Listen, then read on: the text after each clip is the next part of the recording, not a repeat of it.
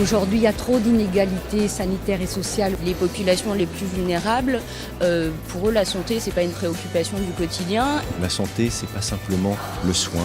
L'eau, l'assainissement, des habitats salubres sont des facteurs d'amélioration de la santé. L'accès à l'emploi, l'éducation. Si on arrivait à augmenter l'activité physique de la population, on aurait des gains en santé très importants. C'est pas uniquement une affaire de professionnels. On peut rien faire tout seul, il faut qu'on soit tous ensemble. Je pense que la santé, c'est une valeur.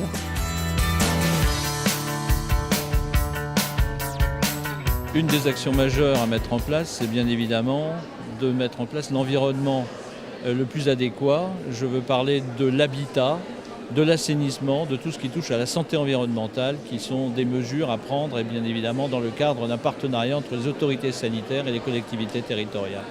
Un exemple pratique, c'est simplement quand on va construire un nouveau bâtiment, quand on aura un projet urbain, est-ce qu'on a pensé à tout ce qui a d'impact sur la santé en construisant ce projet ? Quand on fait de l'aménagement urbain ou quand on améliore le transport ou quand on agit pour le logement, on agit pour la santé.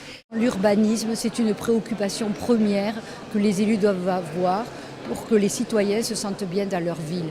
Essayer de faire en sorte que les enfants puissent s'appréhender comme acteurs de leur propre santé, donc notamment en s'appuyant sur les politiques municipales qu'on mène en faveur de la jeunesse, l'accueil en crèche, l'accueil de loisirs, et à travers la question de la nutrition, la question de la valorisation de l'activité physique. Je crois que le résultat sera meilleur si on tape très bas et qu'on éduque les enfants à vivre correctement pour essayer d'améliorer leur santé pour l'avenir. Pourquoi il n'y a pas des cours d'éducation à la santé systématiquement dans le cursus scolaire ? Et puis peut-être des actions liées à tout ce qui est lien social. Je pense que quelqu'un qui est capable de se tourner vers les autres, qui est en situation de pouvoir s'épanouir au sein d'associations, au sein d'actions de citoyenneté, et quelqu'un qui a des ressources qui peuvent épauler sa santé et qui peuvent véritablement lui faire vivre une vie en bonne santé. La mesure, je la ferai porter sur l'école, l'enseignement.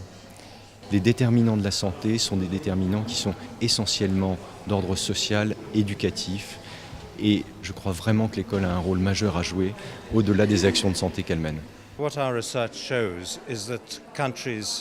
que notre recherche montre, c'est que les pays où des écarts de revenus sont moins importants ont moins de problèmes de santé et de problèmes sociaux.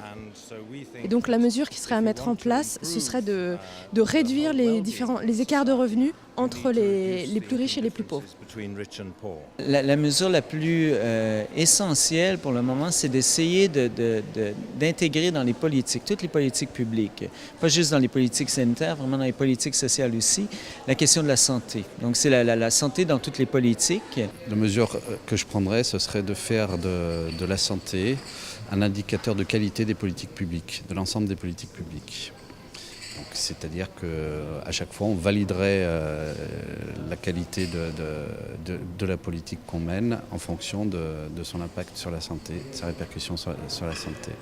L'action dont je rêve aujourd'hui, c'est d'avoir vraiment des maisons de santé territorialisées, universitaires, qui permettent de rendre vraiment opérationnel et beaucoup plus attractif la médecine, les soins de proximité de premier recours, en même temps qui forment des futurs professionnels de santé sur le terrain, au plus près de la population.